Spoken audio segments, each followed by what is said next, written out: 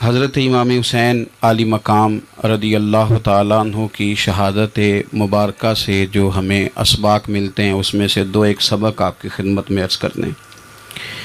پہلے تو یہ یاد رکھ لیں کہ اللہ تعالیٰ نے اپنے محبوب کریم علیہ السلام کی زبان سے ہمیں یہ پیغام دیا ہے کہ تم مجھے یہ کہو کہ اے اللہ، ہماری نماز، ہماری قربانیاں، ہمارا جینا اور ہمارا مرنا یہ سب اس رب کے لیے ہے جو تمام جہانوں کو پالنے والا ہے۔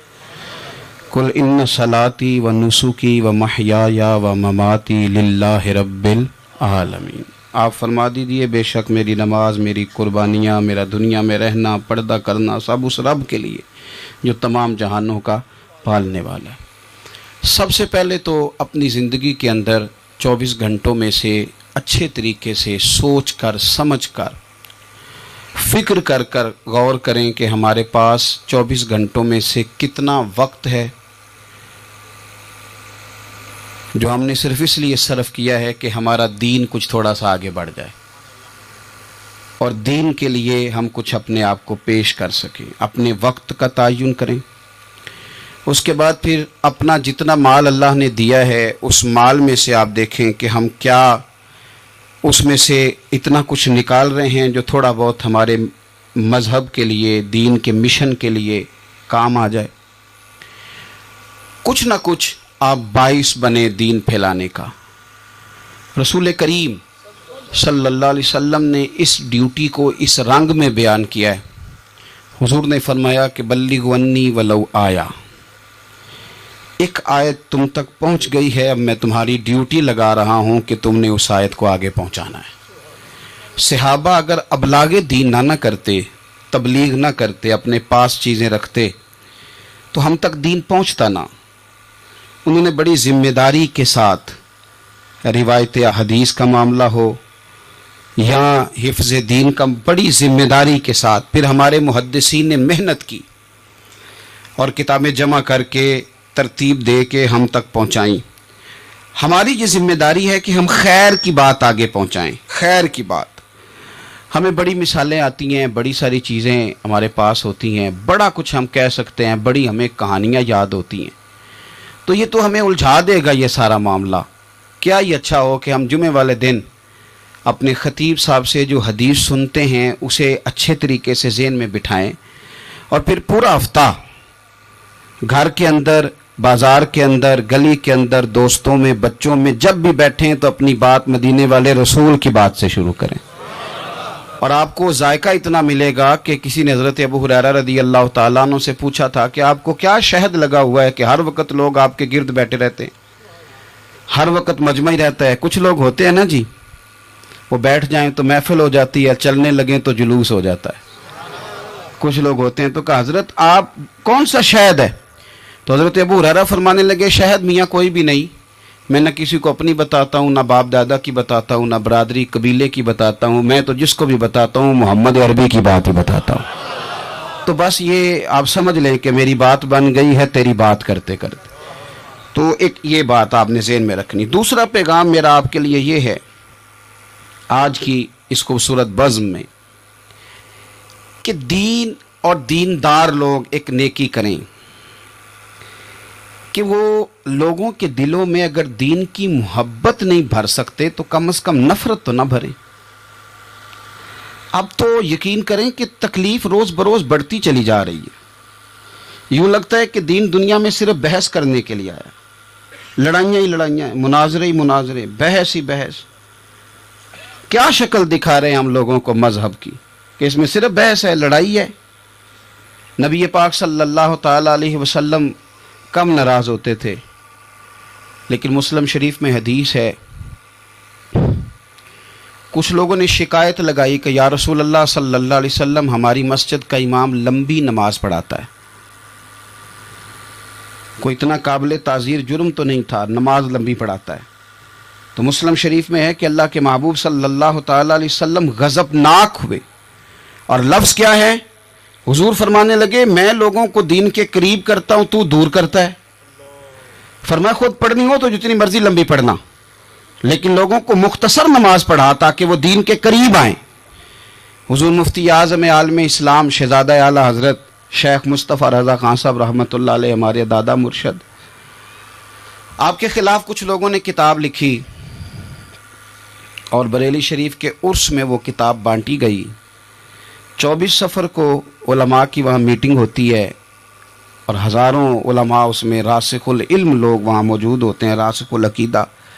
حضور مفتی اعظم نے وہ کتاب سامنے رکھی اور کتاب سامنے رکھ کے علماء سے کہا کہ یہ شرعی اعتراض ہے مجھ پر اور یہ اس کا جواب ہے، یہ شرعی اعتراض ہے، یہ اس کا جواب ہے، یہ شرعی اعتراض ہے، یہ اس کا جواب۔ جو شرعی اعتراض تھے ان کے جوابات دے دیے۔ فرمایا کچھ انہوں نے نا اخلاقی اعتراضات کیے ہیں تو میں کسی کی ذات پر اتر کر بات نہیں کرنا چاہتا۔ کچھ انہوں نے ذاتی اعتراضات کیے ہیں اور جو مہذب قومیں ہوتی ہیں وہ کسی شخص کی شخصیت پر اتر کر، نیچے اتر کر بات نہیں کرتی۔ تو یہ شرعی اعتراضات تھے، یہ جواب ہے۔ تو علماء نے پوچھا کہ حضرت یہ کتاب کب چھپے گی؟ تو آپ فرمانے لگی چھپے گی کوئی نہیں ہے۔ کہ حضور نے آپ کے خلاف لکھا ہے تو آپ کہتے ہیں چھپے گی نہیں، آپ کو بھی تو چھاپنی چاہیے۔ تو آپ فرمانے لگے یار جی انہوں نے لکھا ہے تو کچھ بندے نا اس کتاب کی وجہ سے مجھ سے کٹ کے ان سے جڑ گئے ہیں۔ تو اب جب ان کا ذہن مجھ سے کٹا ہے، کسی اور کی طرف جڑا ہے، تو اب میں جواب لکھوں گا تو وہاں سے بھی کٹ جائیں گے، تو پھر منتشر ہو جائے گا ان کا ذہن، ہو سکتا ہے کسی گمراہی کی جانب چلے جائیں۔ تو چلو میری ایک ذات ہدف تنقید بنی ہے تو کوئی حرج نہیں، میں نہیں چاہتا کہ میری وجہ سے کچھ لوگوں کا ذہنی نقصان ہو۔ میں لوگوں کو مصطفیٰ کے دین کا پیار دینا چاہتا ہوں، دین سے بیزار نہیں کرنا چاہتا۔ مہربانی فرمائیں، میں نے جمعے میں بھی یوں دونوں ہاتھ باندھ کے کہا تھا تقریر کرنے والوں، نقابت کرنے والوں بس کرو۔ آپ اپنی تقریر چمکانے کے لیے قوم کو تقسیم کر دیتے ہو۔ حق کی بات کے اظہار کا معنی لڑائی تو نہیں ہوتا۔ ہمارے جتنے بزرگ تھے وہ سارے حق کی باتیں کرتے رہے، لیکن اتنا انتشار، اس قدر زیادہ جو ہے وہ تانا زنی، اس قدر زیادہ خوف کا معیار۔ اور میں نے جمعے میں بھی کہا تھا، پھر کہتا ہوں، اس زمانے میں جتنا کو زیادہ شرارتی ہوتا ہے اتنا زیادہ وہ طاقتور ہوتا ہے۔ شریف آدمی شرارتی کا مقابلہ کیسے کرے گا؟ ہم نے شرارتی لوگوں کو مضبوط کر دیا ہے۔ تو دین سے نفرت نہیں دلائیں، لوگوں کو دین کے قریب کریں، لوگوں کو دین کی محبت دلائیں، لوگوں کو دین کے قریب کریں، دین کا ذوق دلائیں، لوگوں کو قریب کریں۔ آج کی بات ہے، ایک دوست بڑی دور سے آیا ہے، آج کی بات بڑی دور سے، اس نے مجھ سے آ کے کہا کہ حضرت صاحب اب تو میری حالت یہ ہے کہ میں گناہ کر کر کے تنگ آ گیا ہوں، میرے ارد گرد گناہ کے مواقع رہتے ہیں، میں تنگ آ گیا ہوں، لیکن میں ایک منتشر آدمی ہوں، مجھے ہر وقت کا وسوسہ، ہر وقت کی پریشانی، ہر وقت کی مصیبت۔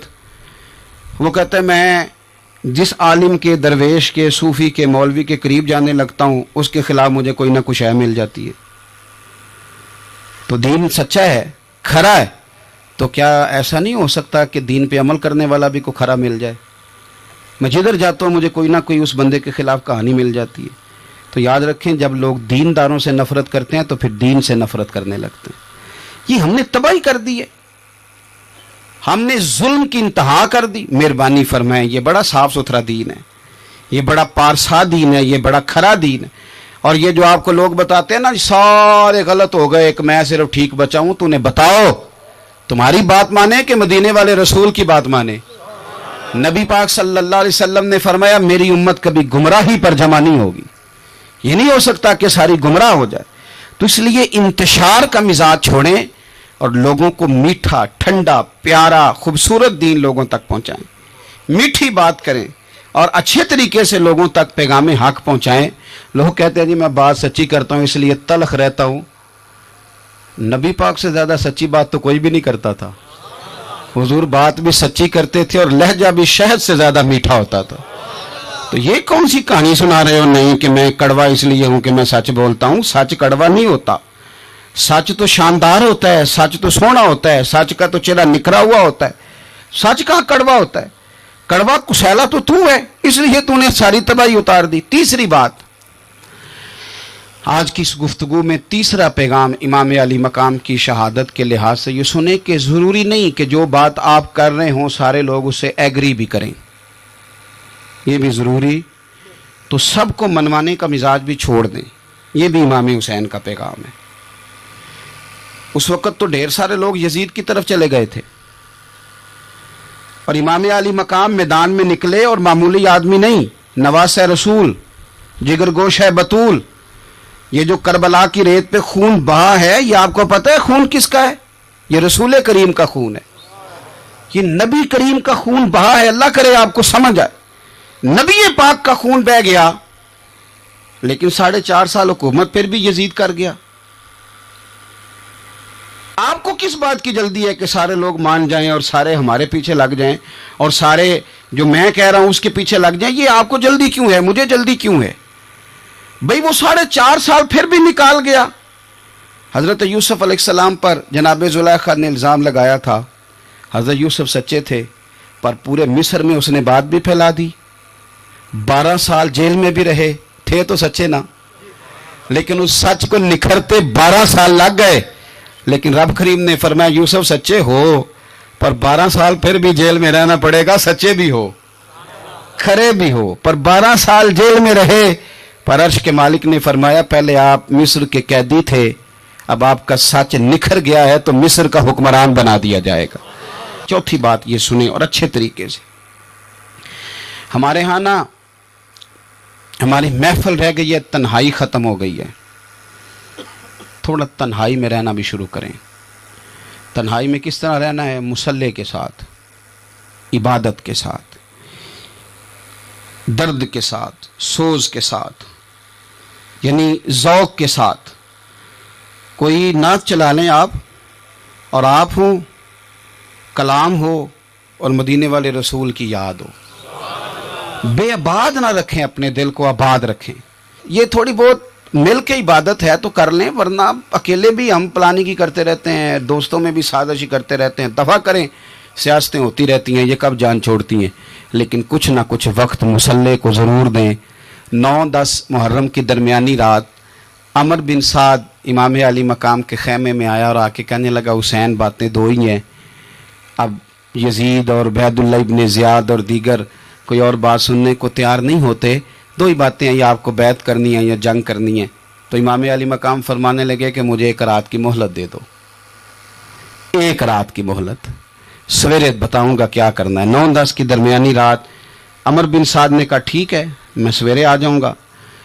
تو عمر بن سعد خیمے سے باہر نکلا تو حضرت عباس بن علی، حضرت عباس رضی اللہ تعالیٰ عنہ حاضر بارگاہ ہوئے تو امام علی مقام سے عرض کرنے لگے بھائی جان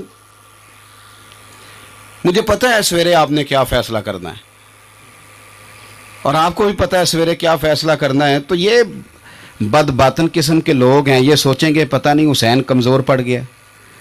تو ابھی بتانا تھا کہ ہم نے بیعت نہیں کرنی. آپ نے رات مہلت کیوں مانگی؟ یہ پتہ نہیں رات کیا کیا بدگمانیاں سوچیں گے. فیصلہ تو سویرے بھی وہی ہونا ہے اور اب بھی وہی ہونا ہے کہ ہم یزید کی بیعت کرنے کو تیار نہیں ہیں. تو آپ یہ بھی بات کر دیتے. تو امام حسین فرمانے لگے عباس تیرا کیا خیال ہے؟ میں نے سوچنے کے لیے ٹائم لیا ہے. تیرا کیا خیال ہے کہ میں نے کوئی نئے راہ تلاش کرنی ہے؟ کوئی مجھے اور کسی فوج کے پہنچ جانے کی امید ہے؟ کہا نہیں، مجھے کچھ بھی نہیں کرنا، نہ کچھ سوچنا ہے. فیصلہ بھی وہی ہے جس کا تجھے پتہ ہے. لیکن بھائی یہ آخری رات بچی ہے، کل حسین دنیا سے جائے گا. آخری رات بچی ہے، دل کرتا ہے کہ آج کی رات نہ میں رج رج کے اپنے رب کو سجدے کروں، میں جی بھر کے اس کی عبادت کروں. یہ پیشانی اس کے حضور ناز جھکے. او یار حسین ابن علی تو ایک رات باقاعدہ بچائیں کہ میں نے اللہ کے حضور حاضری دینی ہے اور تو ساری راتیں ضائع کر دیتا ہے. تو تنہائی میں کچھ نہ کچھ عبادت کریں. میں اللہ کے حضور دعا کرتا ہوں کہ اللہ تعالیٰ میدان کربلا کی ہواؤں کا صدقہ، اللہ تعالیٰ حسین ابن علی کے خون کا صدقہ ہماری زندگی پردہ پوشی والی کرے اور موت ایمان والی کرے. اور اللہ تعالیٰ ہمیں ہر فتنے سے محفوظ رکھے اور ہماری اولادوں کو بھی حضور کی اولاد کا وفادار رکھے. آخر دعوانا الحمدللہ.